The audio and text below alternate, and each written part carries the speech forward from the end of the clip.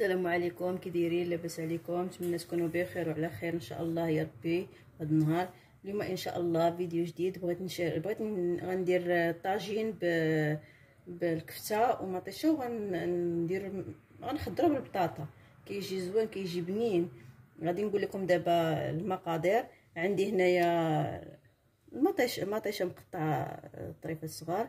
انا خديت الحك ديال المطيشه الواجد، ودرت شويه ديال قزبره ومعدنوس، وشويه ديال الثومه محكوكه، وشويه التحميره، شويه البزار، شويه الملحه، وشويه زيت العود، وشويه الكمون. ونفس العطريه اللي درت هنايا انا درتها حتى في الكفته. ودابا غادي نشعل عليه، وغادي نخليه حتى تقلى ليا مزيان. هاد المطيشه مزيان تقلى ليا مزيان في الطاجين، وعاد غادي نخلط الكفته مزيان. غنخلط فيها ديك العطريه، وديك الساعه غنرجع باش نكمل معاكم. هانتوما دابا من بعد ما تقلات ليا ديك المطيشه لاصوص تقلى ليا، دابا غادي ناخذ الكفته وغادي نبدا كما كتعرفوا كاملين نبدا نديرهم كويرات ونستف.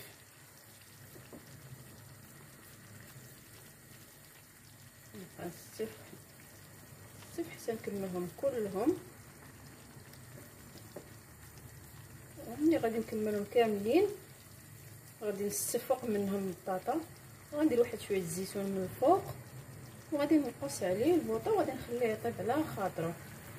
نكملو ونرجع معاكم. هانتوما دابا من بعد ما كملت الكفته كامله كورتها درتها في الطاجين، غادي نبدا نستف في البطاطا.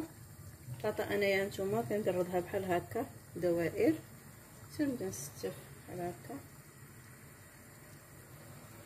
نستفها كلها فوق من الطاجين هكا.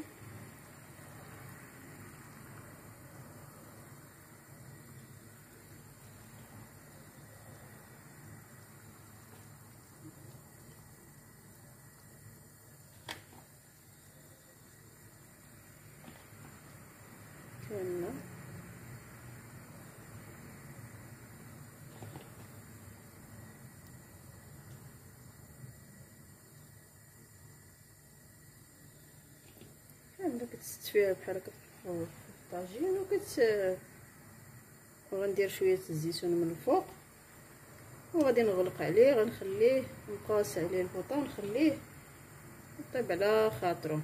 كيجي بنين، يجي واحد البنه زوينه. صافي غندير عليه واحد شويه الزيتون بحال هكا من الفوق،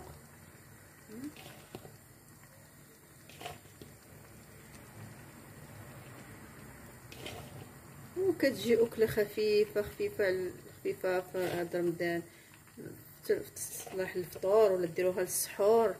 كتنفع، كتجي خفيفه وكتوجد بالزربه.